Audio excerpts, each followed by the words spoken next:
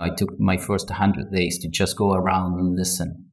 But after that, I went through probably all the key opinion leaders that we have in the business in all 10 countries. And I started proposing changes. And to my surprise, they said yes to all of it. I think it's a matter of communication. I think it's a matter of explaining what would happen if we were to do things differently. And most importantly, it's a matter of making sure that you don't mess up with the medical freedom that they have. This episode was brought to you by AIVF. Maximize your clinic's potential with EMA by AIVF. Slash end-to-end embryo evaluation time by a staggering 97.8%, freeing your staff to focus on what truly matters. Curious how this reduction in evaluation time could affect your bottom line? Visit aivf.co/precalc and use our free calculator to uncover the cost-saving benefits of EMA by AIVF. Today's advertiser helped make the production and delivery of this episode possible for free to you. But the themes expressed by the guests do not necessarily reflect the views of Inside Reproductive Health, nor of the advertiser. The advertiser does not have editorial control over the content of this episode, and the guest's appearance is not an endorsement of the advertiser.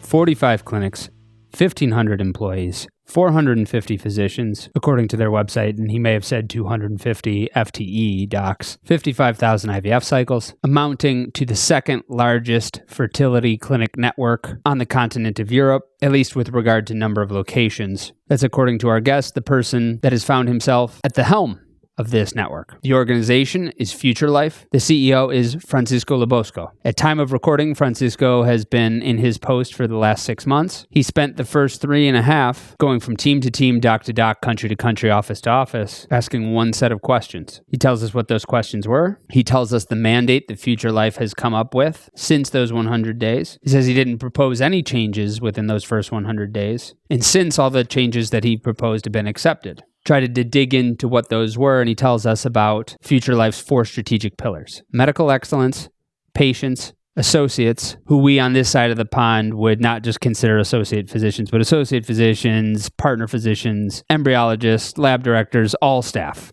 all employees. Finally, growth. Francisco shares what puts a clinic in the sweet spot for FutureLife to want to acquire. He talks about which KPIs they're measuring, including but not limited to take-home baby rate, net promoter score, employee net promoter score. Francisco says that he's systems agnostic, but coding obsessed. I said, I don't know, man. We'll see how long that goes. They have 7 EMRs. So I press him a little bit on that. Are you really going to be able to keep 7 EMRs? Are you going to go down to 1? What's that going to be like? What's your philosophy on that? And he shares his response. He shares his philosophy on quartile growth, which clinics and providers you focus on the bell curve. Francisco shares some of the solutions they're implementing now, including a new CRM, who that is and who they vetted from 17 options. Will this be the promised child CRM? I don't know. I've been hurt before. And then I asked Francisco to conclude on trajectory of growth for FutureLife. Are we going to see FutureLife expand beyond the European continent in 2024? Please enjoy all of these answers and more with Francisco Lobbosco, CEO of FutureLife. Mr. Lobbosco, Francisco, welcome to the Inside Reproductive Health podcast. Thank you, Griffin. It's a pleasure to be here today. It took me 200 some episodes, but I finally have the CEO of a European network on. We've had Canada, India, the United States, the UK, but never mainland Europe. And you are our first. Thank you for obliging us as we continue to grow the global audience. My pleasure. Well, I'll try to represent Europe in the best possible way. I hope so. So you're the CEO of FutureLife. That's been your job for the last 6 months as of this recording. And tell us a little bit about FutureLife. Is it as far as the network sizes of Europe, where do you all rank in terms of volume, in terms of doctor size, and maybe just a little bit of background, and I'll cover the rest of the background in the intro. Yeah, sure. So we have 45 clinics. We're present in 10 countries. We are ranking number 2 in Europe in terms of locations. We do 55,000 cycles a year, 2,300 associates, from which 350 are MDs, medical doctors. That's headcount. So 250 full-time equivalents that could be. And we are very, very proud to say that we are part of helping this world receiving a new baby every 45 minutes. So that is probably our best stat yet. You came from outside of the field. Tell us about how you found yourself in this post. So yes, so before coming here, I was in veterinary health, and I was approached by a headhunter, and I do have a personal past connection with IVF, and when they called me and they started sharing this material, reading material about the industry and the company, we at home together with Margot, my wife, we felt so passionate about it. They share, I think, in total 500 pages, and we went through it. I think it took us 2 nights, and it became a topic of discussion on. My wife is a marketeer, and the journey and how many touch points do we have, and is this a place where you would harmonize or not, having 10 countries? It was a very good interview process. And the funny thing about that interview process is that it was slightly different, because one of the shareholders invited me here to Prague, where I am today, where we have the head office. And instead of coming straight to the office, we stop at the Prague Castle, which if you've never been in Prague, it's a beautiful scene. And we start walking towards the office. And that's a good 40-45 minutes walk through the old Prague. It's fascinating. So I was already fascinated about the scenery. And then I arrived to the clinic, and this is my first clinic visit ever.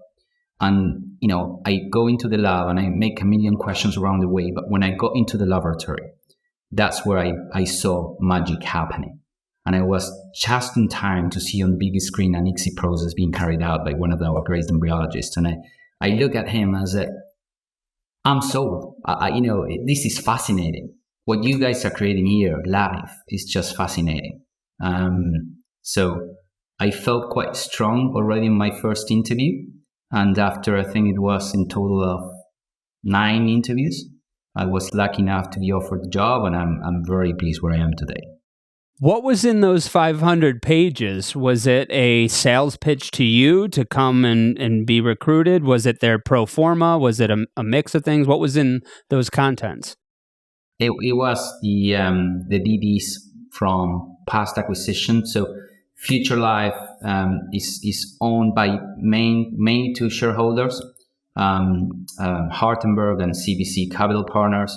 And CVC entered last year, or at the end of 2021, but I think they finalized the transaction in 22, and therefore there was a lot of quite recent data for me to go through, and it was quite good, really.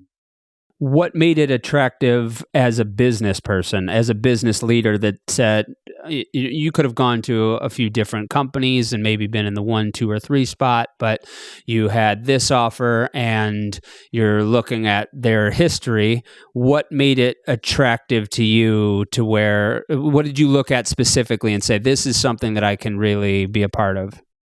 Well, a couple of things, but I will start with the most important one.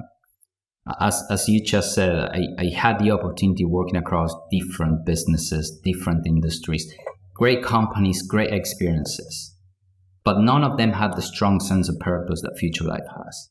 And of course, this is not just exclusive to us here in FutureLife. Of course, this is across every single clinic within the fertility space, and every single person working at an IVF clinic. And probably, you've been quite a long time in this space.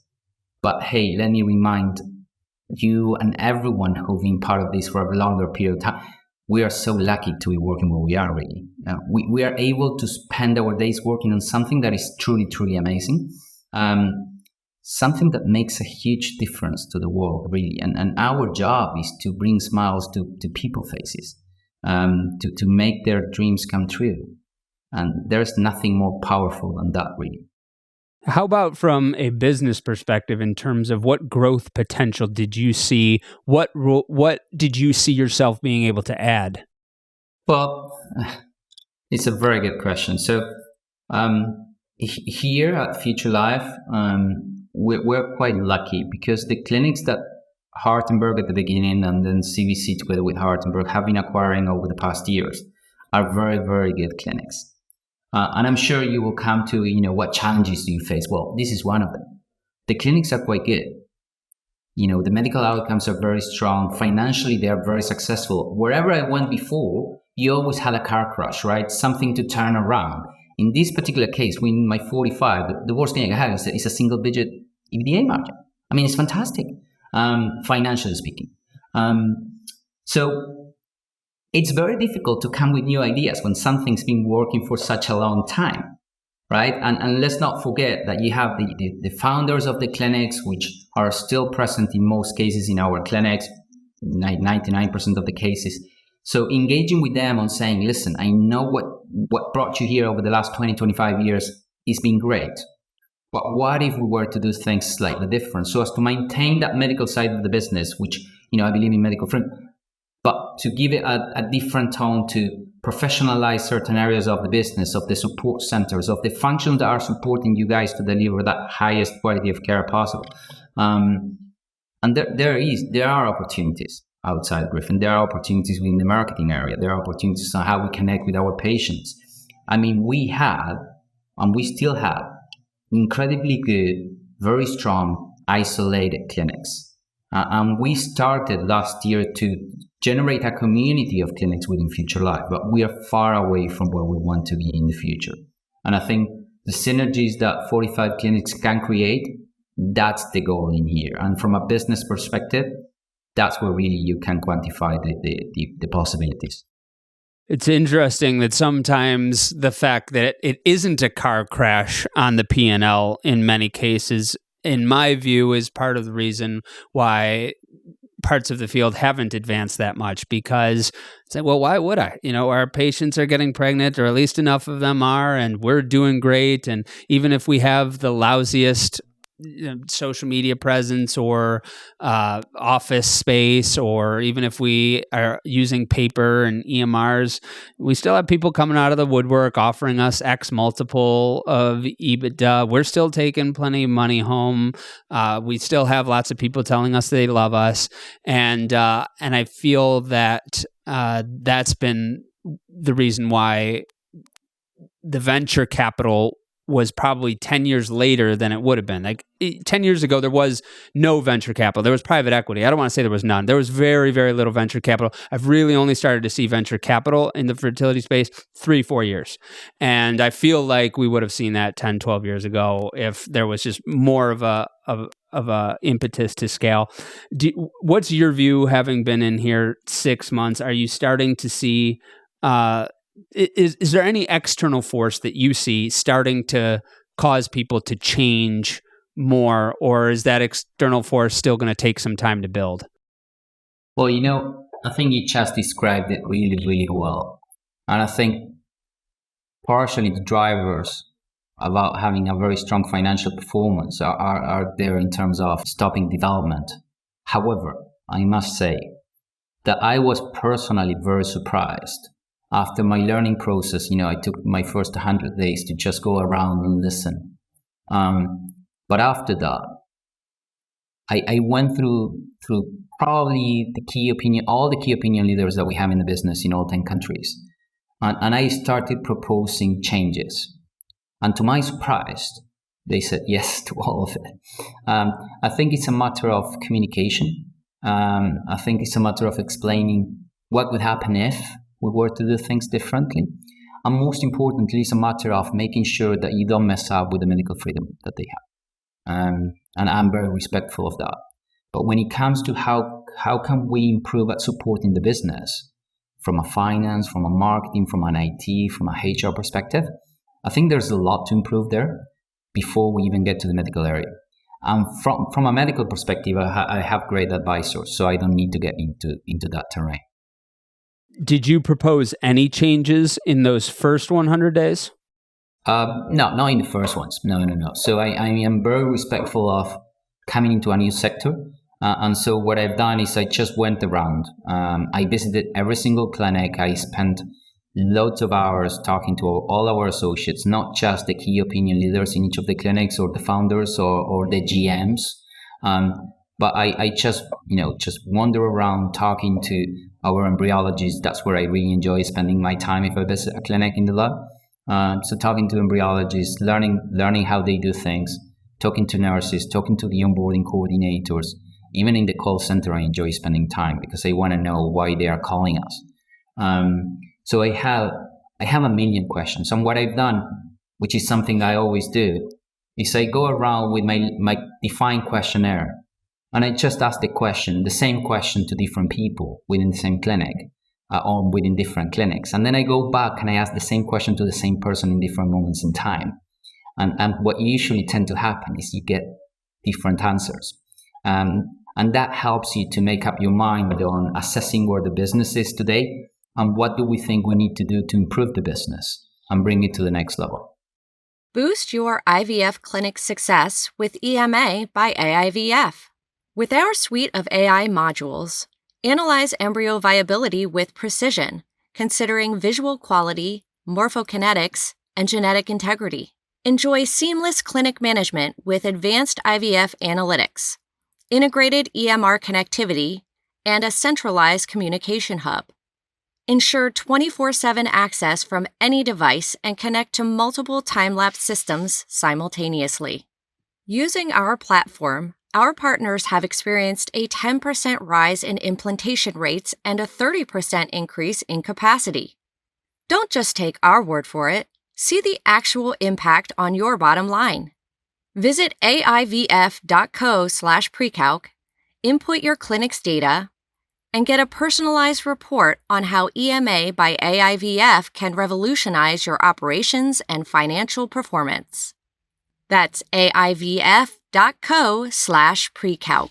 I was hoping you were going to say you went in with a disguise like Undercover Boss with the glasses and the big fake plastic nose and the mustache underneath it. And so you didn't undercover boss them. You went in and you had a questionnaire. What was on that questionnaire? Why are you here? So that's my first question that I always ask when I go into a new place. Why are you working here? So we usually start with here. What's your name? What do you do? For how long have you been doing that? And why? Why are you with us for the last 10 years? Tell me what's different in this clinic versus the clinic next door. And to my surprise, our attrition rate is very, very low. And people have, quite a lengthy period of time with us. And therefore, I'm fascinated to know, why do they stay? So that's my first question always. And you have so many different reasons. And that makes our job as a new leader, my job as a new leader of a business, slightly more difficult, because you want to make sure you attach to the reasons that are keeping people happy and engaged and motivated. But at the same time, you want to improve certain processes and SOPs and ways of working within a clinic. And therefore, it's quite interesting when you ask the why are you here. It's never, in this sector in particular, different to the prior businesses I worked for, perhaps. It's never about money. I'm still to get the answer saying they pay really well, which I think we do, by the way, market rate. But the point being is, no one is here because of the money. They're all here because of the patients and what they get to deliver for them, which is fascinating. Are you using that question to find out what processes can be changed or what you need to know before you change a process? So if you're finding out that a number of people really like a specific person or a really specific way of doing things, that you take that into consideration when you're making a process change, or is that for rapport building and then you start to get into more granular questions after that? Yeah, but I don't take that question as the only question in order to make up my mind. Of course, if someone tells me within a coordinator or the call center, right? So if I go into a call center and they have 6 people and I ask why you're here and everybody tells me my boss or the environment here is great, I take that as a very good positive. So I try to learn what is that person doing to keep these people motivated and engaged and so on. But to be fair with you, yes, the team. They usually give me the team. The team is great. The team is great. And then I get to help people. And we are very, very respectful about the quality of the service, the quality of the care that we provide. So those are usually the 2 or 3 answers that I get. within the very different versions of that.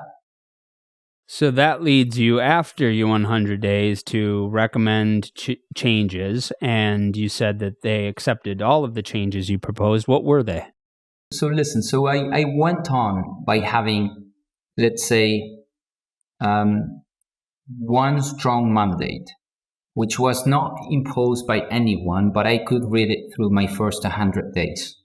FutureLife, from a medical perspective, is very well positioned, and our medical outcomes are great. Fantastic, Francisco. Now you know that.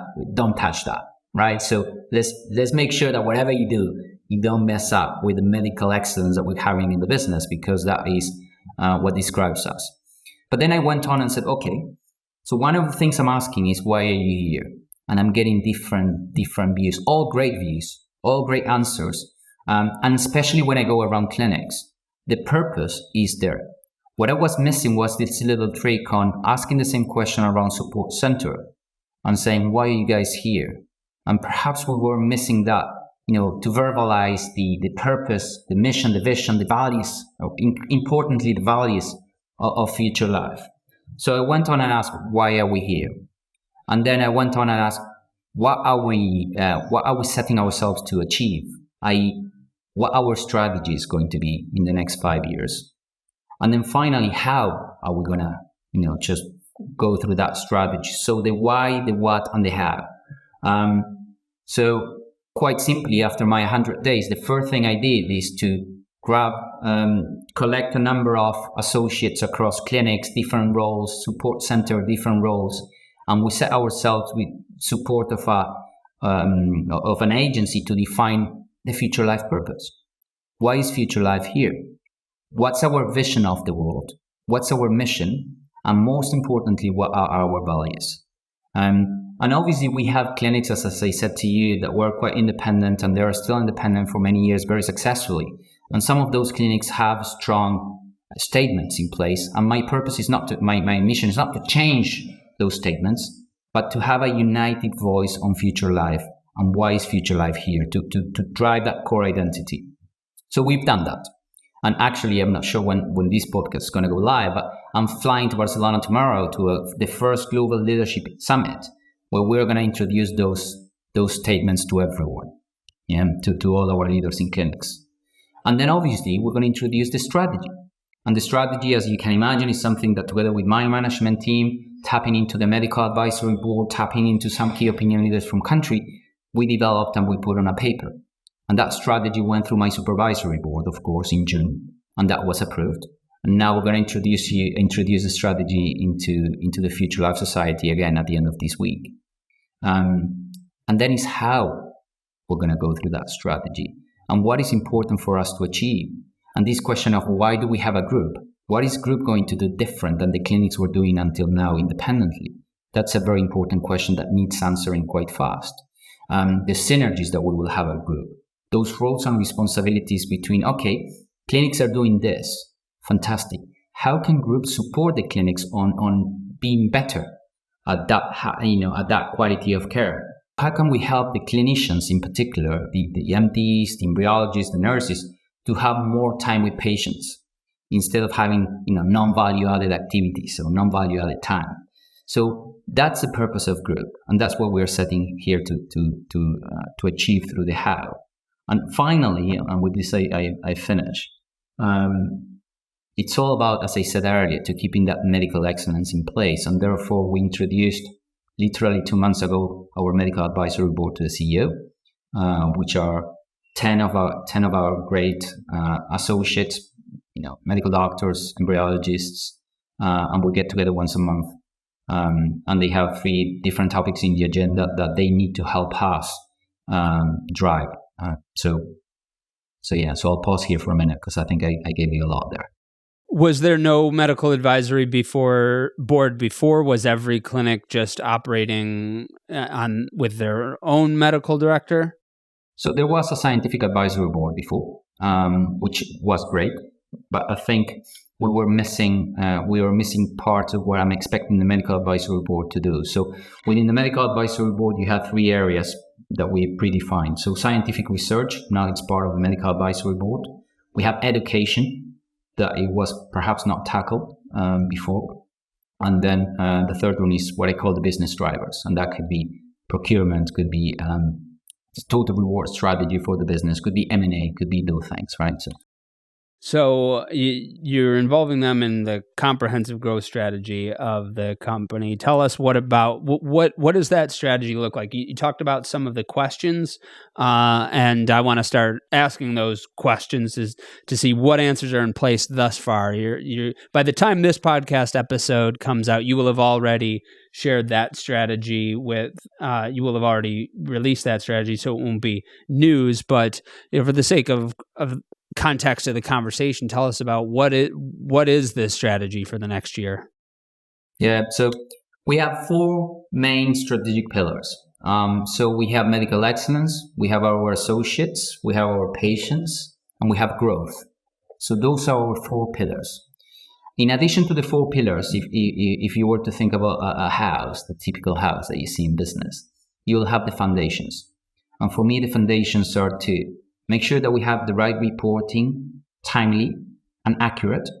And let's make sure we go through to have the right digital tools in place. Right? I think there was an episode a few weeks ago that you guys published. It was fantastic. I thoroughly enjoyed it. But for us, is to start the journey on this digital transformation. What are the basic initiatives that we want to land across the whole of FutureLife? So those are the foundations, from our financial reporting and from our digital infrastructure. And at the end of it, as an outcome of it, we'll have our financial performance. Okay, so we want to make sure that we have strong and predictable results over the years up to 2027, but that's the outcome. And I'm convinced, as I always say to my team, that if we were to have strong success rates or medical outcomes as we currently have, and strong patient satisfaction, the financials will come. That's a matter of time. But I've seen places where actually financials are really good and patient satisfaction is poor, or the medical outcomes are poor. And that in the long term will take a toll. So for me, it's incredibly important that we stick with those medical outcomes being very high and patient satisfaction being very high. So I gave you the 4 pillars. So again, medical excellence, patients, associates, and growth. And within each of the pillars, what you have is a strategy. So medical excellence, our strategy is quite simple. Enable a quality and patient safety culture focusing on improved outcomes. Every strategy has a goal and a way to measure the goal. And then we'll have building blocks within those strategic pillars, right? So again, medical excellence, for example, you have quality leadership, transparency, learning and safety culture, advanced data usage, and clinical standard and outcomes. And then at the end of it, what is going to be our 2024 corporate objective? Because we want to set this 5-year roadmap, but with milestones that we are set to achieve over the upcoming, midterm, short-term, midterm, and long-term, right? So that's how we set the strategy. This might just be my own ignorance. Why is medical excellence its own pillar as opposed to it just being the result of the providers and patients pillars? I think it needs attention by itself. I think, obviously, when we talk about associates, we're talking in general about our, I think this is where you're going, right? So we talk about associates, we're talking about clinical associates in general. When we talk about patients, it's the outcome. So how happy they are is by the outcome of the medical excellence. When we're talking about growth, is organic growth and inorganic growth. And there are across.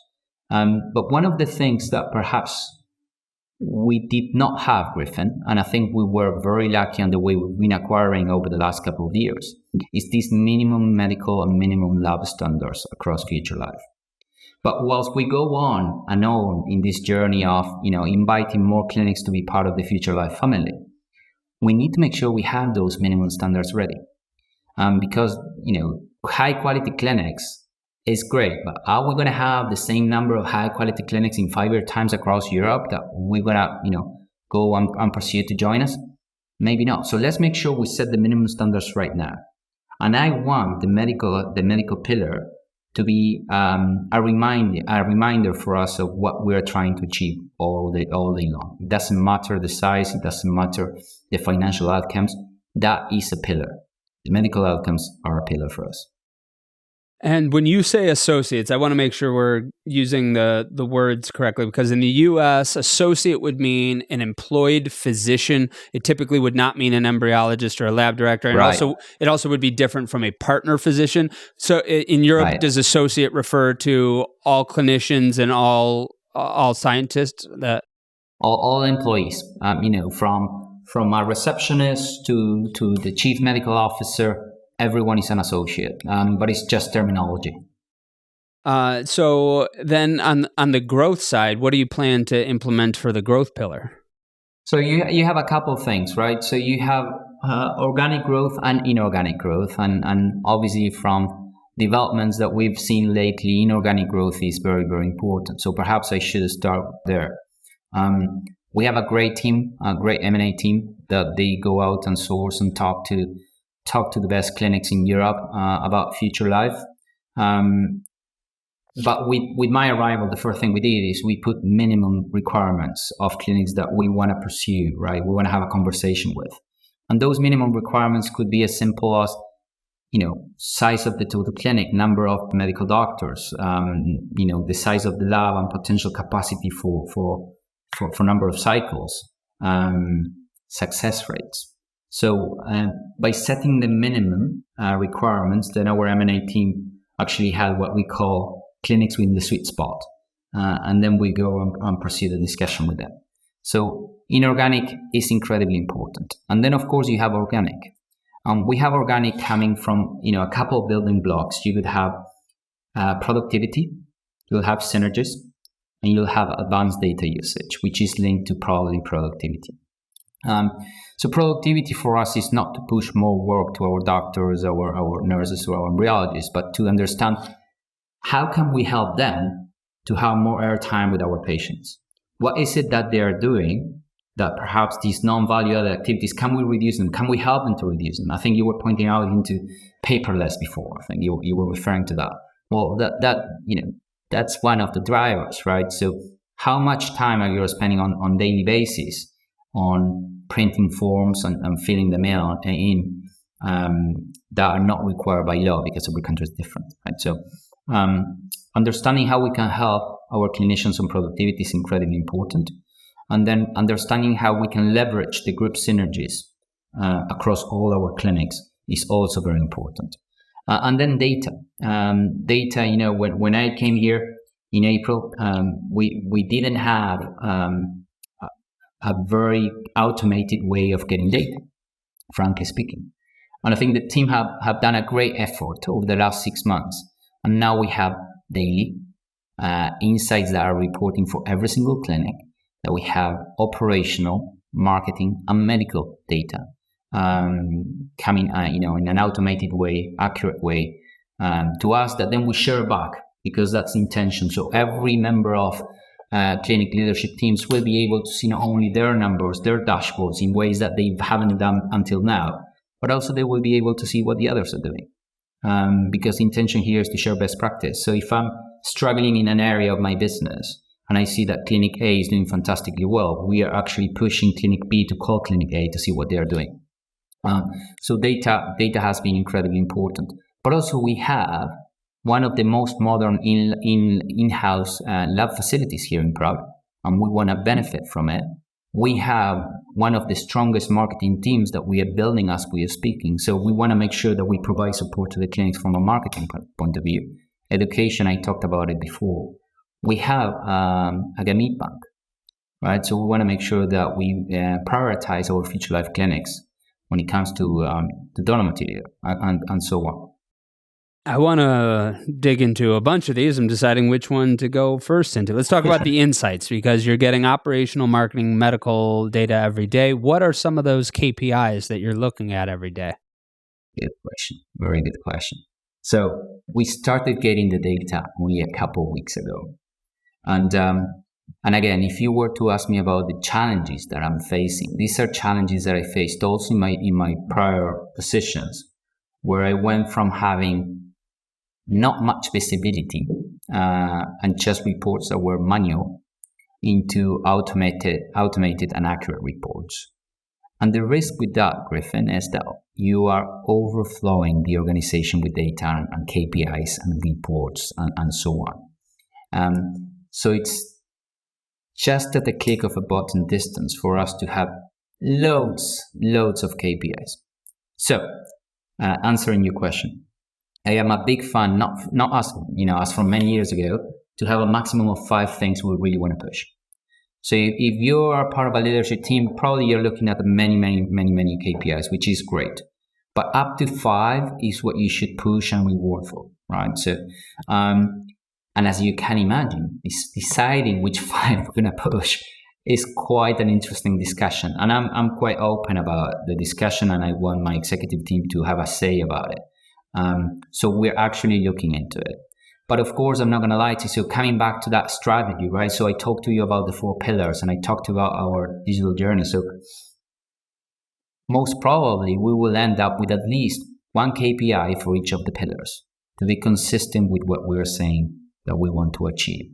Now, if you want to dive into a particular pillar, of course, you will have loads of data, right? So I guess the first KPIs that come to mind, and again, with the caveat of this hasn't been decided yet between me and my management team, NPS, patient-related, take-home baby rate, medical excellence-related, EMPS, associates-related, and then I had 2 more, one related to demand creation and one related to operational excellence. But those are still under discussion. So those acronyms for those listening, NPS is Net Promoter Score. EMPS, I'm guessing, is Employment Engagement Score. What does that stand for? Employee Net Promoter Score. Oh, okay. Oh, ENPS. Okay. Yeah. So you got your NPS for patients and your ENPS. Got it. Correct. Yeah. And then you told us that initially this data wasn't being gathered or at least wasn't automated. Maybe it was being gathered, maybe it was here or there. And correct. It was gathered by in a manual basis. So now it's a lot easier to access that data and to make decisions based on the data. But as something new, you may get overwhelmed. So, but that's where we are today, and we're incredibly happy with what the team, as I said, have achieved over the last 6 months. And now is what we're going to do with that data. And, this is the fun part of it. What did you do to automate that data intake?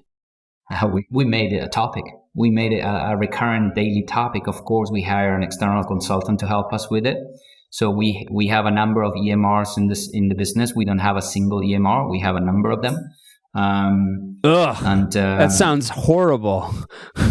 I've never met one person that likes their EMR. I've met people that like their EMR better than other ones, and they like the people that make the EMR and because they do their best. But I've never met someone that's like, this is 100% my favorite thing to use ever, and you have multiple EMRs. Is that going to be something that stays over time, or how do you get multiple EMRs to equate into one source of truth? Yeah, great timing for a great question, because I just came this morning out of a management team meeting where we allocated 60 minutes to that discussion. And listen, so one thing I learned years ago is that I am system agnostic, but I am coding obsessed. So if I can take the data in the right way out of an EMR, and my medical doctors, nurses, embryologists, coordinators are happy with the system, but we can tap into it and generate these definitions, equal definitions in the cloud, and then just spread the insights across, I'm happy with that. But obviously, as we expand, the question is, how many do you want to have? Because every new clinic most probably will come with their own EMR. So there's a decision to be made there. But so far, we are okay with the 7 EMRs we're having. And especially because, as I said, this third-party consultant company help us to tap into every single one of them.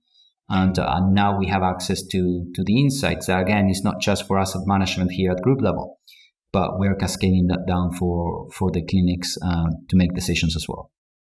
So I've seen all 3 approaches with regard to when you acquire a number of clinics and then you adopt different EMRs, or they have different EMRs. I've seen the approach of everybody, you can keep your EMR, decide for yourself. We're going to make a recommendation of what EMR we should use, and here's our SOP, but you decide if you're going to implement it or not. And then I've also seen, and probably even more recently, we're going to all go to this EMR. This is the way it is for everybody in the network. This is what we're doing. It sounds like right now you're choosing the approach of one of the first two. Why not make everybody? You said your system's agnostic. I get that, but even from a coding obsessed perspective, doesn't it? I feel like I just know that there's going to be some pain in the future of this isn't coding the right way because they're not actually coding equivalents in these systems. And, especially when you see one group having a low NPS because of their EMR and another group having a higher NPS because they really like their EMR. So why are you not going with the third option now? Not the right time for sure. I think we have other priorities. I think the current EMR systems that we have in place give us what we need today. And again, for every decision, every initiative that we implement and we create at group level, most probably will have repercussions at the clinical level. And what I would not like to do is to overwhelm the clinics with projects that then will have an impact on the way we treat our patients. And changing EMRs, as you know, or developing EMRs, you need to tap into that, into our clinical associates. And I think today is not the right time for it, but I'm not saying no for the future, but I think today is not the right time. So you're getting these insights, and not just the KPIs in the form of insights, but you're getting wisdom in the sense of asking the questions, what can be removed in order to add more value? What non-value added activities can go? What can we do to give more time back to our associates?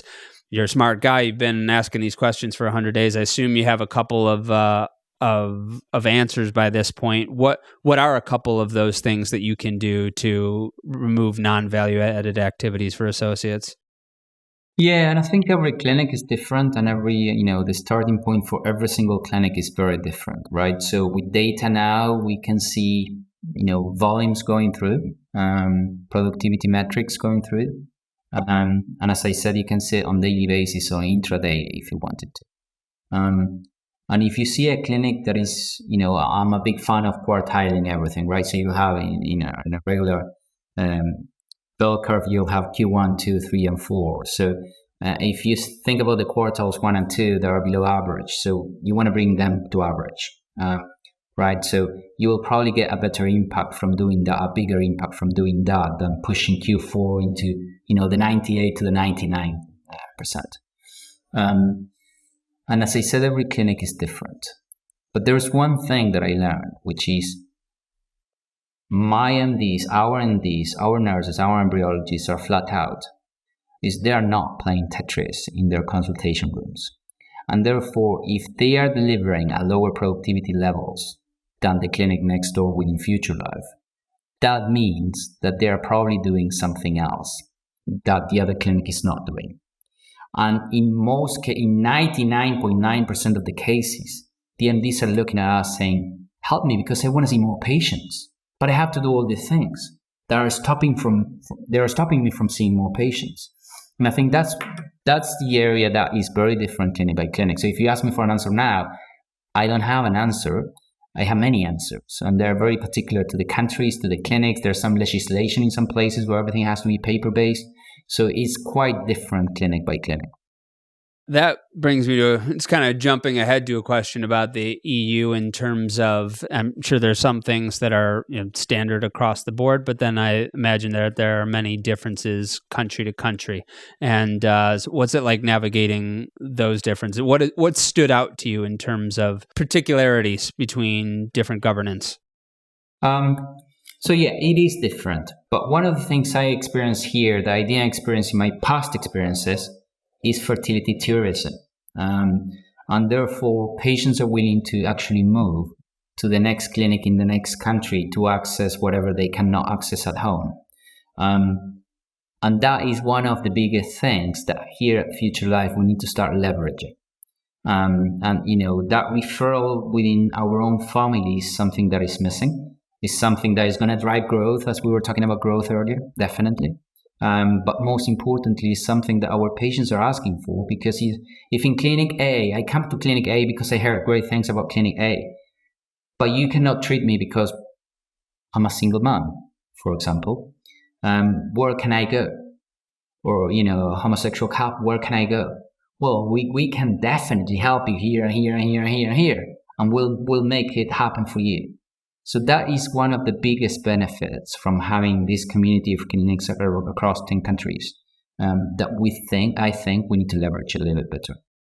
And that's helpful in having a lot of this data aggregated and having the teams working together too, because then you can build that infrastructure of it's not just, I think our clinic over here does that.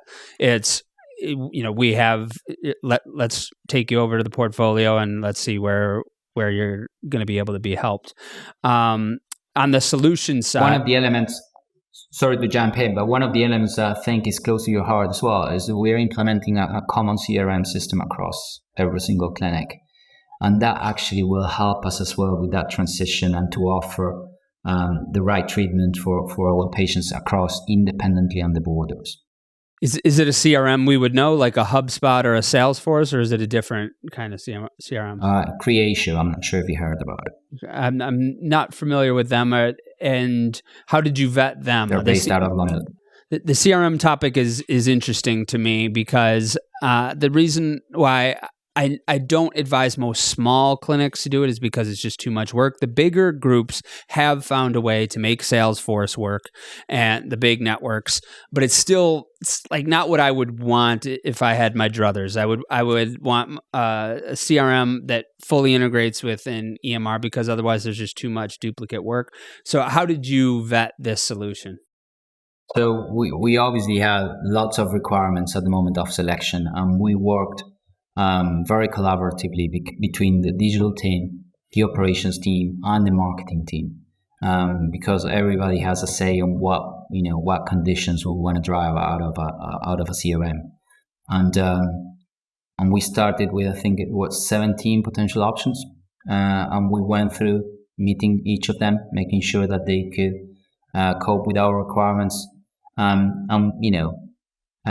different to what it may sound. Our requirements are: is it going to be simple to use? Am I going to get just what I need? I don't need a Ferrari to drive through the streets of Prague.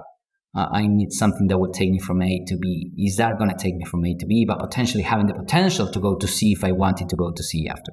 So we were quite picky on our requirements, and some of the names you mentioned there were definitely within the top 5 of our consideration, but in the end we decided for Creatio, which I think they are based out of London. Do you plan to use it just for patients, new patient sourcing? Do you also plan to use it for like referral providers? Because I've seen CRMs used both ways, where you use it as like the digital CRM, the marketing CRM, but also as the sales CRM for referring providers. How do you plan to use it? Well, there's a phase 1 for sure. Phase 1 is to make sure that we use it for marketing purposes. But we have what I was saying, let's go from A to B, and then potentially let's go for C. Can you take me to C? Well, these guys can't take us to C, and C is precisely what you're saying. I think eventually there are some functionality sitting in the EMR that potentially can go to the CRM. It's becoming a bit technical, but definitely it's a second phase of the project. Maybe we stick with the growth theme for the last couple minutes of our conversation. You mentioned you've identified a sweet spot. Some of those clinics might, in your sweet spot, might be listening, and maybe FutureLife is a good partner for them. Tell us a little bit more about who's your sweet spot of clinic to come into your portfolio. Well, first of all, we are very keen on having reputable clinics, right? So we're not in the business of turning around clinics from a medical point of view. We just trust our medical community in every clinic that we acquire, and we believe that they're up to the quality that we want to be proud of offering. Answering your question, it will depend. And the reason why it will depend is because if we're talking about a new country, probably you want to go with a clinic that is slightly larger. That if you want to go into a country where we already have presence and we have a hub clinic, as we call it. Because from a hub clinic, you can provide certain services as a great marketing team, as a great IT team, and so on, which is what we do. So again, it depends on the country. But if we were to enter a new country, we would be looking into a clinic that, does around, as a minimum 600 pickups a year. We'll be looking into, is there succession planning? I.e., do I have 4 or 5 at least FTEs in place? I'm talking about medical doctors. What about the founder? How important is the figure of the founder? Is there succession for the founder? How is it being managed from a support perspective? Can we utilize those great resources coming from the support functions in that clinic that we are acquiring to potentially expanding within that country, relying on the marketing individual that sits in that particular clinic or the finance individual that sits in that particular clinic.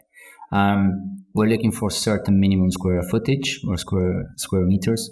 Obviously, we're looking into EBITDA as a consideration because based on turnover EBITDA, if the clinic has opportunities or not financially speaking.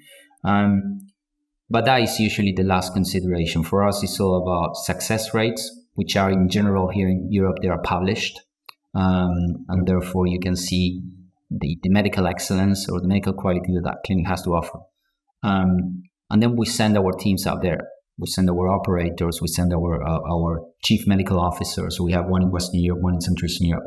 They go and see the clinic and they come with a report. And usually I'm also going out seeing the clinic, meeting the people that will potentially partner with us. Well, in most cases, we don't acquire 100% because we like them to have skin in the game and to continue with us partnering and so on. So therefore, that partnership and the quality of the partnership is incredibly important for us.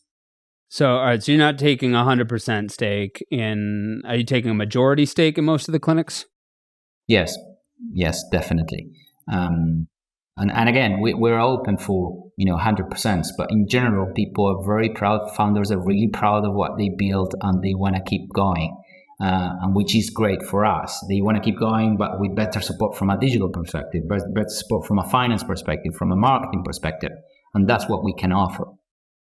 When you said 600 pickups, I wasn't familiar with that term. Does that refer to egg retrievals? Does that refer to? Yes. Okay.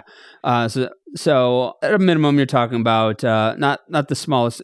I would say where it starts to become a mid-sized practice as opposed to a small practice. Do you have the opportunity in the EU to place docs to have docs go from some countries to other countries? Like in the US, one of the biggest challenges for single doc groups is that it's hard to get other docs to come to that area if they're in a small market. There's at least one group in the US that I know of that has been sort of taking advantage of it. They have bought a couple of these single doc groups because they can take some of their docs and fly them out there for a week or two at a time in batch cycles. Do you have the opportunity to do that in the EU, or does the regulation between countries prohibit that?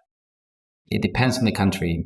We do have examples. I mean, we have Hans who was working in Spain now. He's the chief medical officer for Repromed in Ireland. We have Tomáš in Slovakia coming from Czechia. So we do have examples. It's just, it is a bit more complicated to have that freedom of movement when it comes to doctors. But definitely it's an area that we need to explore a little bit better, especially when it comes to embryologists. That could be its whole episode in and of its own, talking about being able to use a bank of embryologists. And there's a lot of questions that I haven't asked you that I will be happy to ask you, bringing you back onto the show. With growth, is international in your near horizon? Now that we're seeing we saw the East Asian cohort buy Indira in IVF. We see Jinshin Fertility own HRC in California. We saw Care in the UK for the first time make an acquisition in the United States in the end of 22. Should we expect to see FutureLife moving beyond the continent in 2024? So we see many opportunities in Europe for us to continue looking at. Also, we need to remind ourselves, especially that ourselves here at FutureLife, that we are a new team with loads of initiatives being carried out as we speak. So focusing on the 45 plus the ones that will come from Europe next year probably is the right thing. With that being said, we're always looking what the market has to offer, and definitely the US is a market that is attractive from different considerations. Definitely other parts of the world as well. So I'm not saying no to it. I'm just conscious that we are incredibly busy at this precise moment, delivering what we have to deliver here in Europe. And we also see opportunities for expanding here in Europe as well. Francisco, it's been a pleasure talking with you. I want to give you the floor to conclude with your vision for growth, or your vision for what we need to do to help the people of why we're here. The floor is yours. Well, thank you. I think I really enjoyed the conversation. Perhaps just as a final thought from my end, which is something I said to my team quite often. I know that people like you, Griffin, most of your listeners, if not all, have been in this sector, in this space for quite some time, and you're very familiar with it. But sometimes it's good to have someone external coming, reminding us on how powerful it is the work that you guys do on a daily basis. And I'm talking about everyone working in clinics, right? So this goes for everyone working in a clinic, MDs, embryologists, nurses, receptionists, coordinators. It's just fascinating what you guys do on a daily basis. I mean, your job is to put smiles on people's faces. So my last words would be encouraging you to continue going. I think what you're doing helps the sector, in particular, Griffin. And for everyone else out there, just keep going. I think we, or you in particular, are changing the world one baby at a time. So big thank you from my end.